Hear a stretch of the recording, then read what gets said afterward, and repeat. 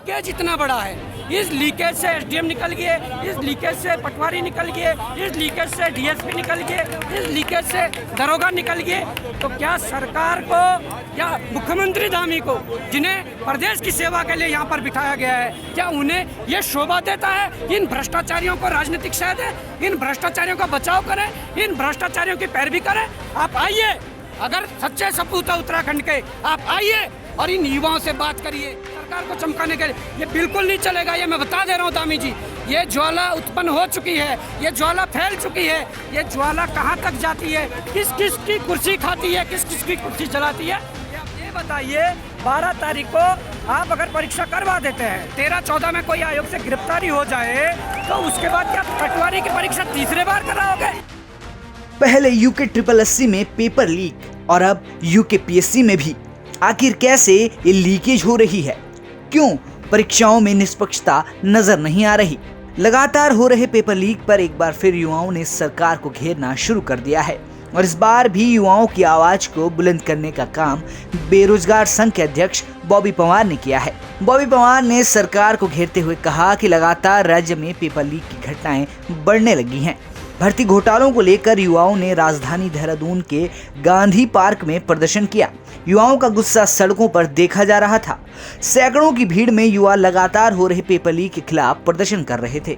आपको बता दें कि यूके 888 के बाद अब यूके पीएससी में भी पेपर लीक की घटनाएं सामने आई हैं।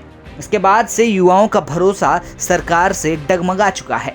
बुधवार को गांधी पार्क में धरना प्रदर्शन कर रहे युवाओं ने सरकार से भर्ती घोटालों की जांच सीबीआई से करवाने, परीक्षाओं को घोटालों से बचाने के लिए मजबूत और निष्पक्ष निगरानी तंत्र बनाने की मांग की है। इस मौके पर बॉबी पंवार ने एक बार फिर युवाओं की आवाज को बुलंद किया है और सरकार और आयोग पर कई सवाल भी खड़े किए हैं।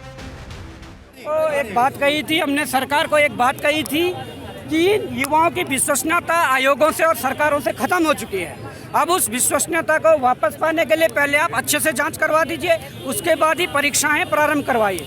परंतु सरकार की तानाशाही, आयोग की तानाशाही ये है कि आयोग के 2 अनुभाग अधिकारी जेल के अंदर है, पर उनके ऊपर जो एग्जाम कंट्रोलर था वो अभी भी 12 तारीख को परीक्षा करवाने में लगा हुआ है।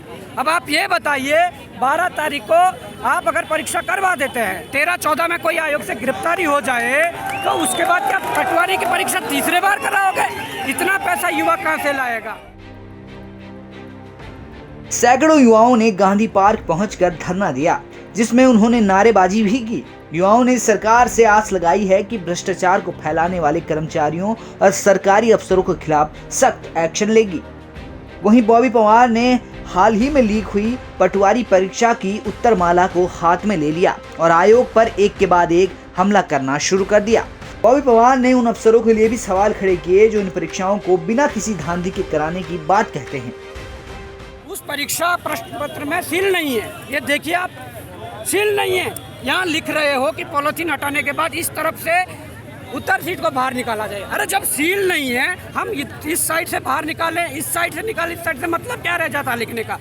जिस प्रकार से भरी हुई OMR अंदर रखी हुई है, उन्होंने भी रखी होगी, अपने बंदों की दी होगी, उन्हें फायदा पहुंचाया, उनका पीसीएस निकलवाया, और आप ही ग्रुप सी का एग्जाम पटवारी के रूप में करवाते हो। अभी जो लीक हुआ, जो रद्द हुआ, उसमें 2-2 सीलें लगाती है। सील इसलिए लगाई कि इसका क्वेश्चन बैंक बाहर कर दिया, इसका पेपर बाहर नहीं करा। युवाओं का कहना है कि दोषियों को कड़ी सजा देनी चाहिए और इन घोटालों की सीबीआई जांच होनी चाहिए। अगस्त-सितंबर के महीने में यूके 888 की परीक्षाओं में गड़बड़ी और लीक होने के मामले सामने आए थे। इसके बाद राज्य स्तर की परीक्षाओं को कराने का जिम्मा यूके पीएससी को मिला था और अब यूके पीएससी में भी लीक और धांधली की खबरें सामने आ रही हैं। इसके बाद युवाओं का हौसला पस्त हो चुका है। देहरादून से अंकित शर्मा के साथ ब्यूरो रिपोर्ट, उत्तराखंड तक।